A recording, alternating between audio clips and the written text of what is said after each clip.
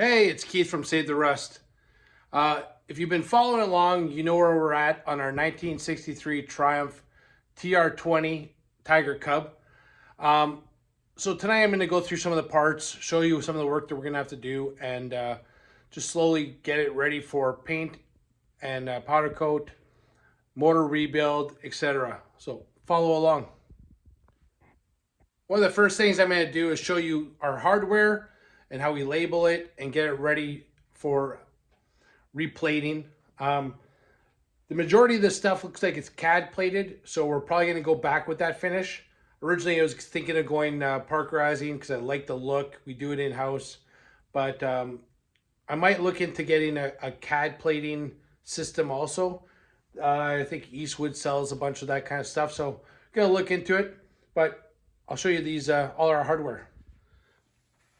So here's some of our hardware. This is like, top triple trees and stuff like that. The stuff that's chromed, we're going to end up getting re-chromed. Here's some of the hardware for the engine mounts and the bottom shocks, frame mounts, rear fender. This will be powder coated. Everything else will be CAD plated. Shock mounts, front mounts for the fender. So by doing this, taking this a little bit of time, marking everything. So when you drop it off to get CAD plated, when you get it back, it's going to come in a big box. You can just sit back, look at your pictures, and okay, that goes there, that goes there, etc. This really helps out because when you first take it apart, yeah, you're totally fresh. You know where every bolt came off of. But, come back 2 months later when you get them back from CAD plating or re-chroming, then you're going to end up with not remembering every single thing. So this is just a little trick I do, So here's the Tiger Cub motor. So this, again, this is a 200cc. This is the high performance TR20. So it's the 15 horsepower as opposed to 10 horsepower little unit. So I got the primary cover off, and the electrical doesn't look that great in there. So we'll probably have to replace that. So I was sitting there looking at the motor, and when I flipped it over,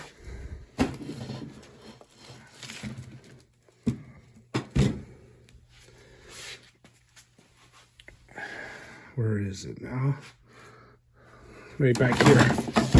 So on the back of the transmission, I'll try and get it so you can see it. We got a crack. So not horrible. I mean, we'll have to get it re-welded. But I've seen some other people who've put up videos or posts on different pages and blogs. And it seems like there's been a few cases out there that have been welded in this area. So I'm not exactly sure what's the problem, what's gone on in here that would cause this to crack, the engine case to crack. But I looked the rest of it over. It looks pretty good. Looks like matching cases because the belly numbers. If it's like Harley, that would be a matching set because the numbers are identical. Harley did that also. So let's get this this cover off and see if we see anything on the transmission that would indicate why it cracked. So I got a bunch of the hardware off already. Just got a couple left.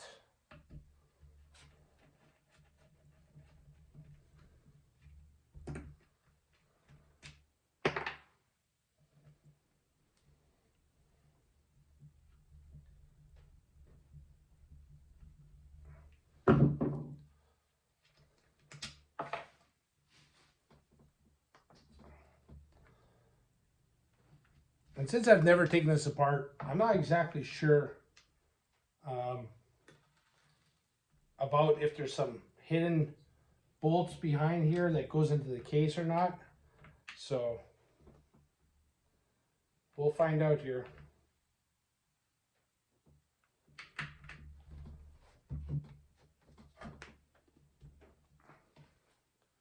It feels like there's a lot of tension here. Like it doesn't want to. Oh, there we go. Just need a little bit. Oh. I guess it'd help if I took out the last bolt. Didn't see it there. Here we go. So, cover looks pretty good. I don't see any cracks in it.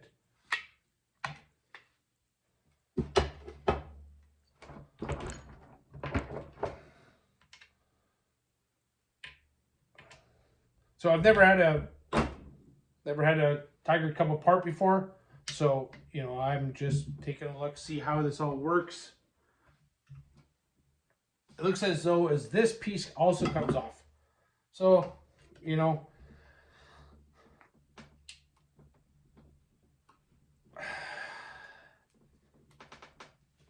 I know my engine builder would probably prefer me not to take this apart, but you know, I want to see just how bad this the crack is if it goes onto the inside, and just if there's really anything that's really bad, which I'm hoping there isn't. There we go.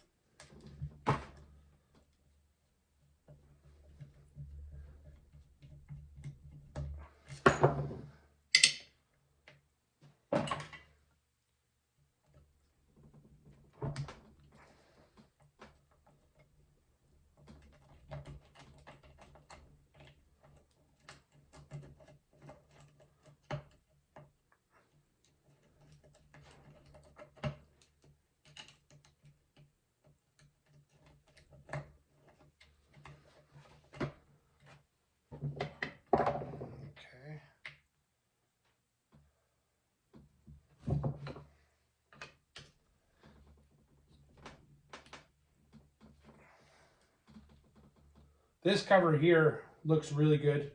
I don't see any cracks or, you know, anything broken. You know, gotta remember this thing's like 61 years old. It's basically a dirt bike back in its day, so, you know, you can kind of expect that it's been used and probably abused.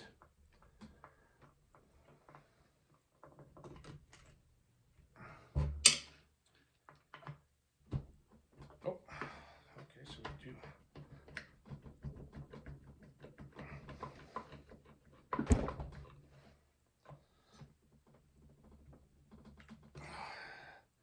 Some of these bolts are a little bit oblong, or, you know, been twisted a few times.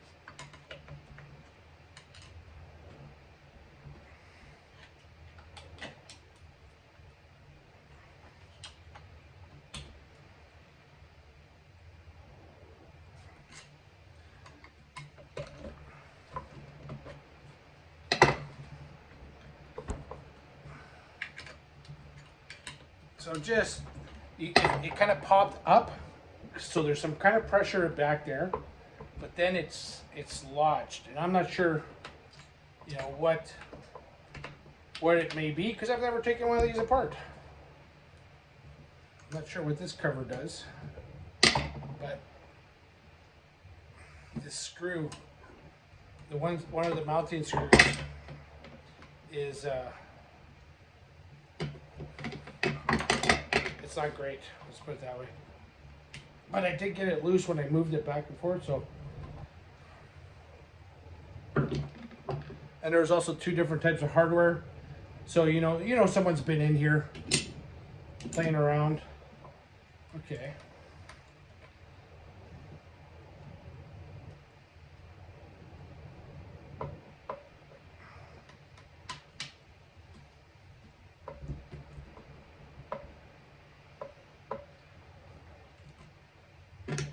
So it looks like inside here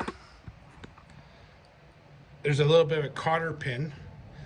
So I'm going to take the cotter pin out, pull that shaft out, and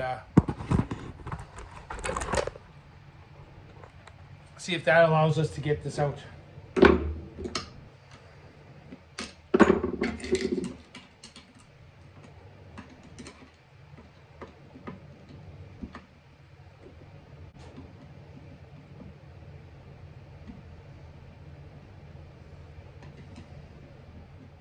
So let's get this out.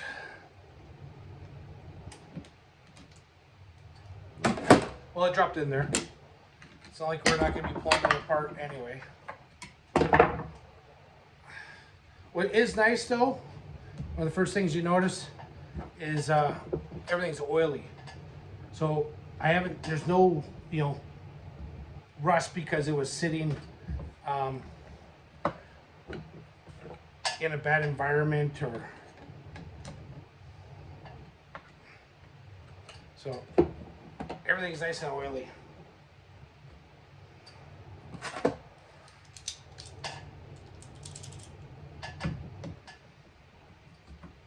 There we go.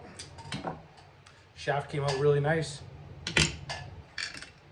And there we go. So it was being held in by the shifter quadrant shaft. Let's put it that way. Okay, so again, look in. Lots of oil. Everything looks pretty good. There's that.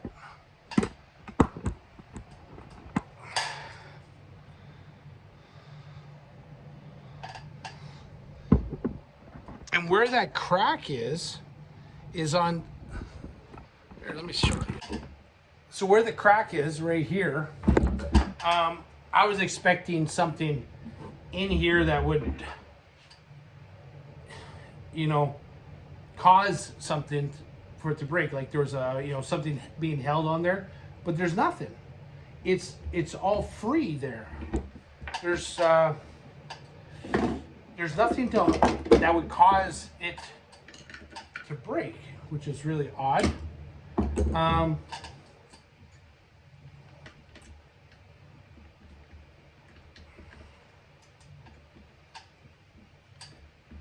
Unless something broke loose and caught, but even it's tighter here than it is here. So I'm wondering if just it's a factory flaw or something that you had just too thin of a spot, and well, I guess looked at this again. It's where the clutch push rod pushes off. So there's a lot of tension. So here's the for the clutch cable. So it's going to go in here, and then it's going to push on the push rod. So if the clutch was really tight, there's a lot of pressure in this area because there's a 1 bolt here, and then there's 2 smaller ones farther apart. So I'm going to say why this cracked was a lot of stress on the clutch. When you're pulling in the clutch on the push rod, it's pushing down, has a lot of pressure, which is being held primarily off this 1 bolt that goes into this boss, which is where the crack is, because there's a little hole here for the clutch cable. So that's not a bad deal. I was really, when I found that crack, I was really kind of a little bit down. I was like, oh man, like, is there gonna be some really ugly issues in this motor that now I'm gonna have to find gears and et cetera, et cetera. So that makes me pretty happy that there isn't anything bad in here. I mean, there's a lot of oil in there. I had this thing for like 10 years, so I'm happy. I'm happy. Man, I can't wait to ride this bike. Cool. One of the pieces I am going to have to replace, and it's kind of interesting because I've never seen anything like that. On the kicker shaft, well, I guess I've seen that before, where it's like it's flattened on one side, and then how this is flattened on one side, but this thing is pretty beat up. It's been welded a few times. So that's kind of interesting, that because a lot of let's say Japanese and Harley stuff, it'll be fully splined all the way around, but this one is flattened on one side of the shaft and of the kicker, which that's a lot of material there, and being flat wouldn't allow it to skip. If your bolt came loose, it wouldn't allow it to skip. So I like that design, as opposed to a fully splined shaft. Now the only thing is, on a fully splined shaft, you could rotate the kicker if you wanted to be a little bit more straight up, a little bit back, a little bit forward, whatever the case may be. This would be set. There's no changing that. But I like this idea. I think that's a great idea. So some of the other parts we're gonna have to do some work on is the chain guard here. It's it's bent up a bit. It needs some love. Right here, it's gonna need some welding, and it's not horrible, but it's gonna need some work. You can see right here where the spot weld let go, so we'll have to fix that up. So let's go look at the front fender really closely. This will have to be all kind of cleaned up. You can see a crack there. There's a series of dents in this thing. I mean, it looked a lot better when it was on the bike. So I don't know if I can find one that's made like this for this bike. If you do know where to get stuff for Tiger Cubs, put it in the comments. I am not. This is my first Tiger Cub, so I'm relatively new to knowing where to get good parts. One of the other things we noticed, well, that shock goes up and down. That one's fixed. It's not moving. So either get these rebuilt if we can, or we'll have to get some new ones. Here's the rear section. If you look right here, there's a flat spot. So what we'll do is we'll grind this all down, weld it all up, and then shape it so it's round again. Other than that, the rear section is in really nice shape. Top section's good. I wish I would have had these on and looked at them close before I took them off, because I'm not sure if they need to be straightened or anything. So what we'll end up doing is we'll put the bike back together. We'll put the pegs back on, and only once it's all powder coated, and then if we have to do anything to them, we'll straighten them, and then we'll get them powder coated.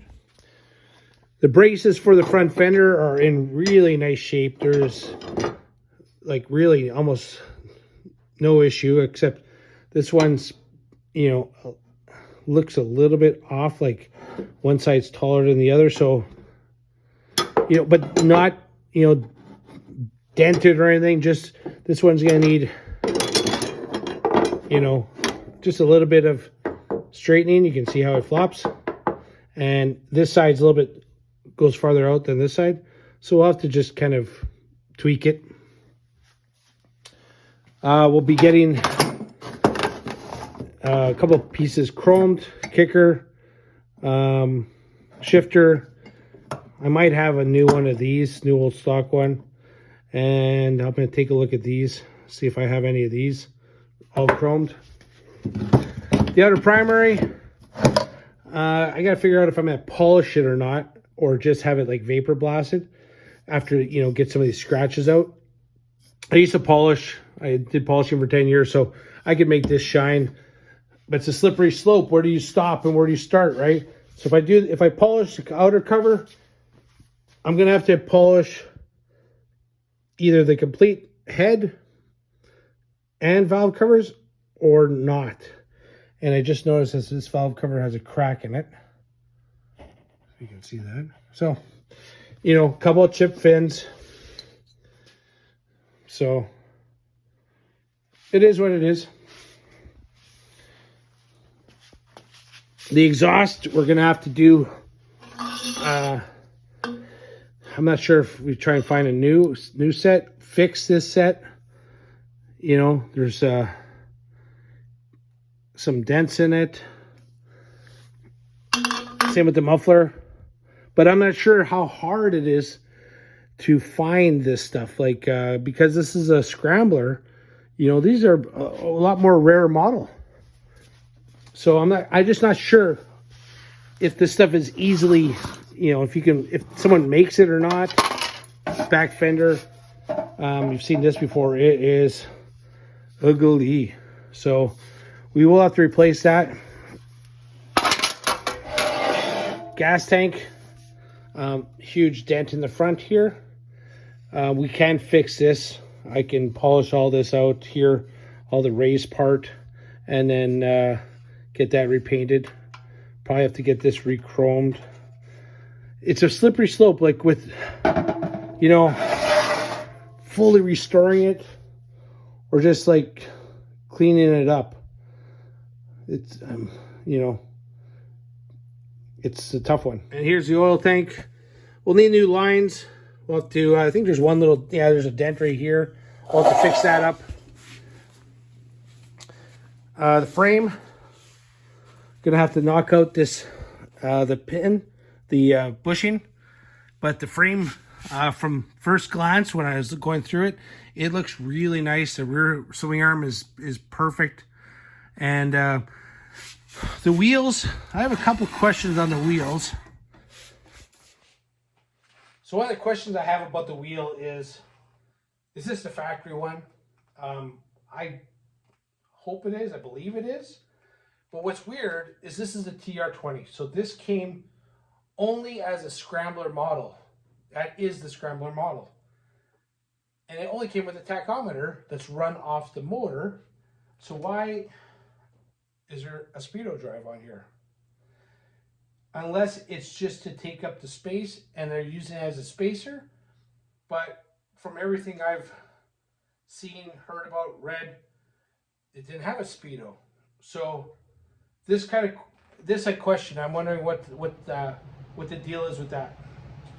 One of the other things we're going to have to look at or find, I'm not sure if there's enough strength left in this brake rod. It's bent all over, and when I bend it back straight, it's going to be more prone to just bend again, because once it's been bent, it'll want to go back to that. So, you know, there's some stuff we'll have to find. You know, this sprocket's not the greatest, so we'll have to get that and just go through it. I haven't even opened it up to take a look at the brakes or anything. And yeah, I believe these are original tires. It still says made in England in here. And Dunlop Sports 3.5019. And there's an EIF on this tire. I don't know what that means. So that's kind of neat, you know, like. And then the front wheel, you know, it was painted. Was it chromed? I gotta look into this, you know, like, and I might have some of these wheels new old stock rims. So there's a lot of questions on what's the direction I'm going to go. But even the front wheel, it's a Dunlop Sports you know. 2.75 21. There, let's just see. I don't know if you can read that. Dunlop Sports.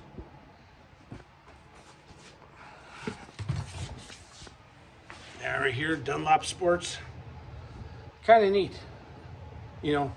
And these tires, if they're original, they're not even cracked, which is amazing, you know. Like I mean, there's slight cracks, but I've seen like 10-year-old tires look way worse than that. So one of the things we're gonna have to do is replace the bearing race on the stem. It doesn't look that great. Looks like some of the hardness has come off.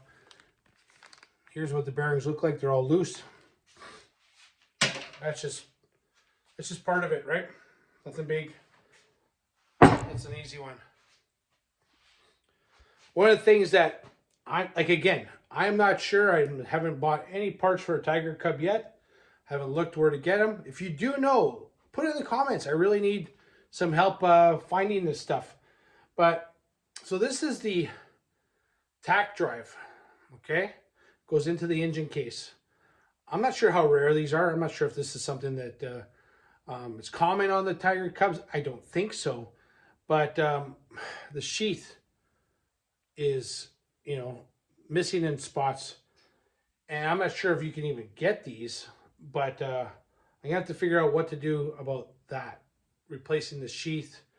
I believe the cable, everything else is still good. And it just, you know, spins nicely. So, yeah. You got any suggestions on how to replace the sheath? Let me know. So with that, I'm going to leave you for tonight. Hope you enjoyed that episode of, you know, where we're at, a bit of a look on the motor, some of the parts and what we're going to have to do to them. This is Keith from Save the Russ. This is who we are. This is what we do. Have a great day.